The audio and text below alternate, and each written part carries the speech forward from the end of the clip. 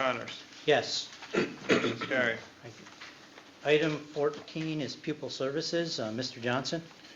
Be it resolved, the following motions identified as items A and B be approved as presented. Second. Any discussion? Seeing as there's no discussion, Mr. Board Secretary, will you please read the roll? Mr. Johnson? Yes. Ms. Rashid? Yes. Mr. Fields? Yes. Mrs. Hobson? Yes. Mr. Irwin? Yes. Mrs. Deepan? Yes. Dr. Connors. Yes. Motion's carried. Item 15, administrative and auxiliary. Ms. Hobson? Ms. Hobson? Be it resolved that the following motions identified as items A through E be approved as presented. Second.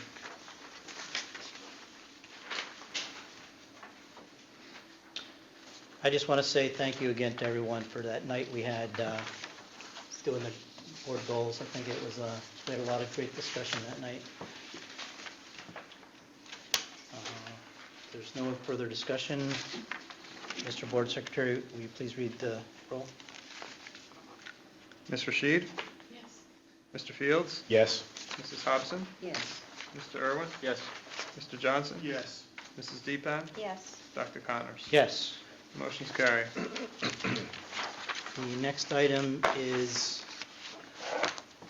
committee reports. It's item 17. And there were three committees that met. Oh, is she? Okay. So who wants to go first? Okay, Ms. Hobson, go ahead. Good evening. The Cultural Climate and Community Relations Committee met on September 24, 2019 to review steps towards goals for the coming year. Goal 1, continue sharing positive messages in the schools. First school this year will be Kanakamak. Committee will research Dillon's promise for possible tie-in, review schools' Black History program, and look for opportunities for positive messaging. Goal 2, continue building our partnership with colleges and universities, particularly Rutgers, and develop partnerships within our community and local businesses. Review Rutgers student-teacher opportunity in Piscataway. Review Rutgers student volunteer opportunities through DICE, and review middle school career opportunities. Goal 3, develop and implement volunteer outreach for schools and district events and other needs. And there was a discussion of best ways to put out a call for volunteers, review current efforts at volunteer recruitment at all schools. And the new business, the committee was informed that its 2018-2019 school community resource brochure was awarded a second place prize in New Jersey School Public Relations Association Annual Awards Program under Special Interest Publications. That's my Thank you. Any questions for the Culture, Climate, Community Relations Committee? What kind of volunteer opportunities? I can't hear you. Oh, what kind, sorry, I'm losing my voice. What kind of volunteer are you looking for? Well, we're looking for volunteers that can come into all of our schools and be a part of whatever they may need, whatever the needs are. As a matter of fact, I'd like to put that out there to all those in the audience today. And our meeting is next Tuesday on the 15th, so if anyone is interested to come and be a part of our community, our cultural community Relations Committee, we can get more involved into exactly what we need as far as volunteers, because all the schools need volunteers. We have a lot of programs and we need people to help and assist. Okay. Thank you. The next committee is the Fiscal Plannings and Operations Committee. It's the one that I'm chairing.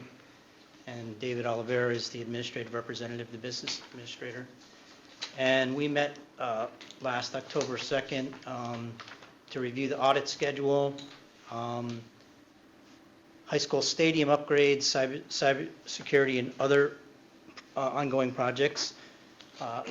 Every year, the Board of Education has to be audited, and we have a firm that comes in and does the work right around this time of the year, and then puts it all together and presents to us in our December meeting.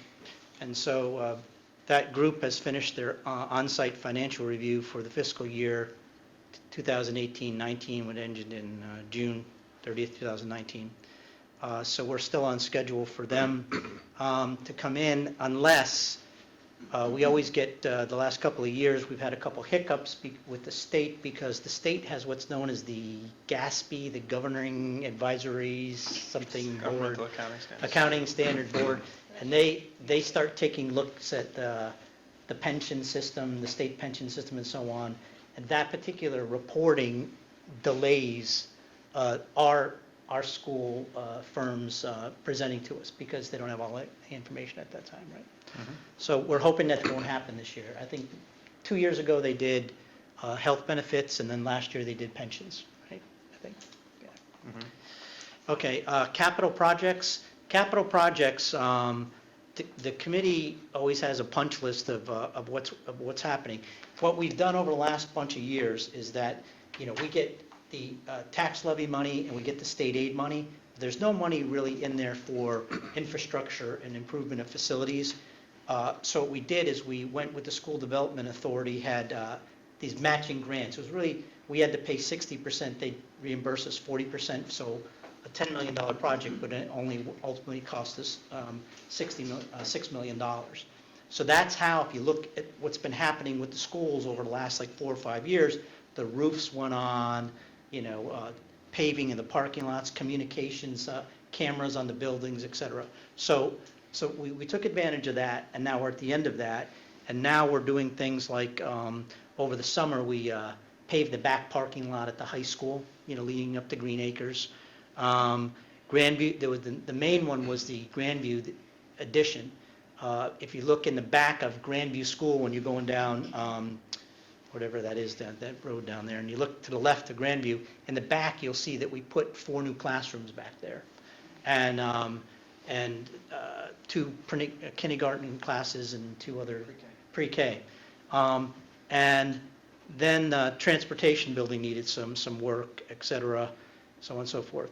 The other thing that we took on, which I have to say I'm very proud of everybody for doing this and taking the initiative, is that we went around and looked at all our school marquees and how outdated they were. So if you drive around town now, you'll start to see, Shore Middle School with an electronic display. So we took the K through 8 schools first, and now what we're working on, and we're almost there, because we had to go through a lot of the town, get the planning board to approve, and et cetera, because it was close to 18. There's going to be a brand new, bigger Piscataway High School orange and gold marquee right there by the tennis courts. That's why they took down the trees, because that's why they cleared that area. But it's going to have an electronic display. So imagine you drive around town, and the band festival is this weekend. Every electronic display says band festival, and I think it's a great thing for our town. It's a great thing now that's going to earmark our high school, and we're very proud of it. We'll have new trees and bushes. And we'll have new Don't trees and worry. bushes, we're going to plant new trees and bushes. So some of those pines were infested with ants. They were. I walk up there, I know. So they, because so many people are like, what did you do with the trees? Well, okay. Yeah, Dr. Connors? Yes? Can I give a shout out to all the principals and administrators for the great messages that are Yes. on the marquees? Because I've been driving Yeah. around and seeing them, kindness. Yes. So, thank you guys. And we're becoming more and more comfortable with the software. I noticed at Shore the other day, they had a picture of an eagle soaring. I think Shore students shine or soar or something. So we're becoming more and more comfortable with the software. So, yeah, it was nice. Some more exciting things to see when I'm driving by. Yes. Thank you. And through our last several years of audits, what ends up happening is you get to identify funds that you could transfer into surplus funds. And so we've been very diligent with those, and piecemeal, we have been improving the Piscataway High School stadium complex. And what we did is we first redid the field, we did the track, we did the fencing, and now the second phase is that bleachers up there are actually non-ADA, American Disability Act compliant. We've been grandfathered in, but if you're up there, you notice there's spaces, so actually children, if small children could fall through. So what we're doing is, and we don't have any access handicap ramps. So what we're doing is we're going to be doing an upgrade, and it's going to start next spring, and hopefully not interrupt the sports schedule into the, get us into the summer. But also, there's an area in front of the 11-12 building, or the Susan B. Anthony building, that we're going to upgrade and put in a little plaza there and make it look nicer, et cetera. And ADA accessibility. And ADA accessibility. The other thing is that what we had done with that Student Development Authority money is that one of the last items was for safety and security, is that all the schools have double door vestibules now, and we're working on entrance,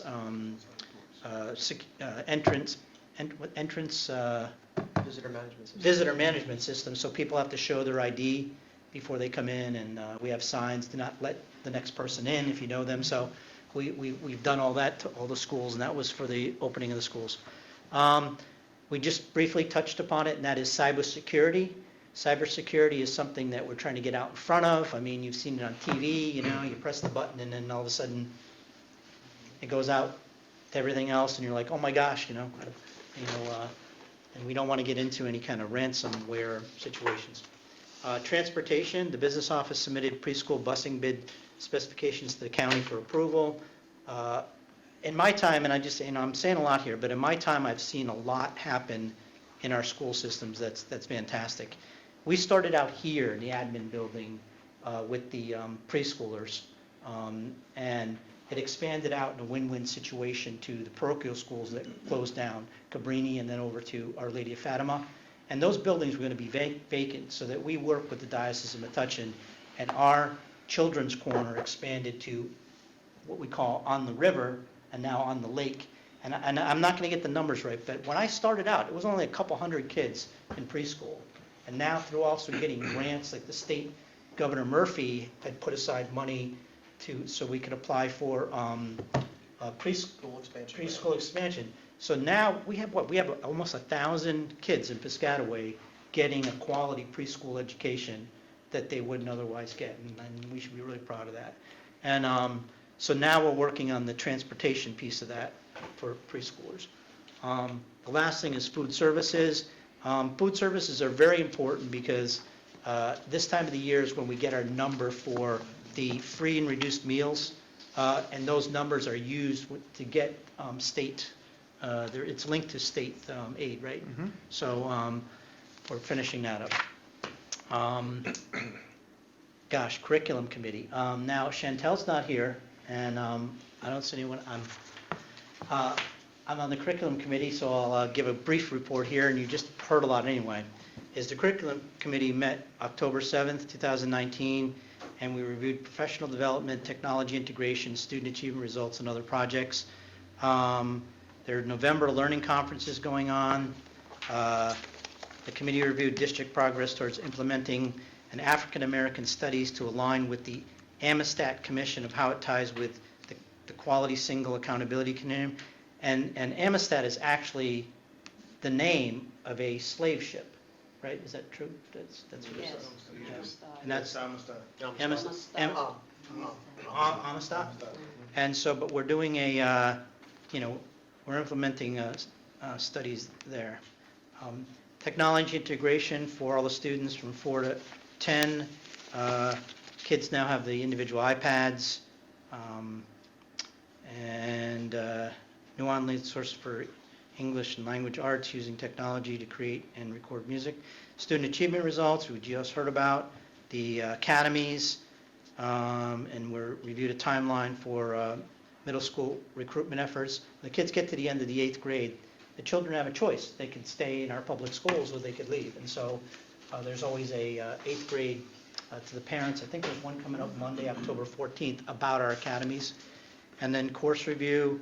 Again, we just said about reflecting the word honors in front of something. And I'm not sure when the committee meets again. It's on here. The committee meets again on November, December 2nd. No. December 2nd. Right. Just to tie in, the first bullet on there, November Learning Conferences, speaks directly to one of the goals the district annual goals that we just approved. It's just a pure articulation day. It's getting teachers together with other teachers from different grades to talk about what they do and to understand what they do. And that is a full day across the district, and that'll be our third year doing that. So, Dr. B, thanks for organizing that. We appreciate it, and your team. Tom, I just wanted to say one Sure, thing. Ms. Thompson. I just want to thank Colleen and Judy for everything that they do in helping me with our culture climate committee. I just want you to know I couldn't do it without them. I really couldn't. And they have been so very supportive since this is my first role. And they have really, really, helped me and got me focused on where I have to go. My computer died the other day, and it was terrible, but I called and Colleen was right there to help me, so thank you. Okay, Just an update for the board on where the policy committee is at. The OCT 3 meeting was rescheduled to OCT 30th when it became apparent that we were not going to have the revised Strauss Esme policy manual back in time for us to act on it at the October 3rd meeting. So David Rubin has been back and forth with Strauss Esme, and David and I have been in touch. Subsequently, Strauss Esme sent us a draft. This was after October 3rd, which David and I reviewed and sent back to them because it needs some further modification. But we are optimistic that we will have a revised manual in the hands of the committee with enough time prior to October 30th for the committee to review it and hopefully recommend it for adoption at the November meeting. okay. Item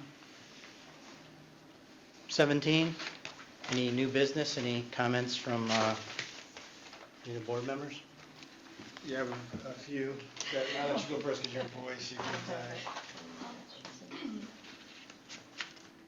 I know we've mentioned Iwe Diwali a couple of times tonight, but I want to make a formal invitation to all the board members. And it is the best time to come out and celebrate the diversity of our district. I think it is one time where you can come and experience a different culture and be part of something that's great. And I would love to see families, teachers, district employees, everybody there. So please, October 19th, 6 to 10.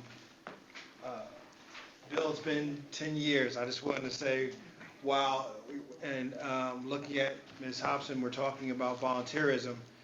It's been 10 years since Grandview Greatness and bringing PBSIS and along with Rutgers.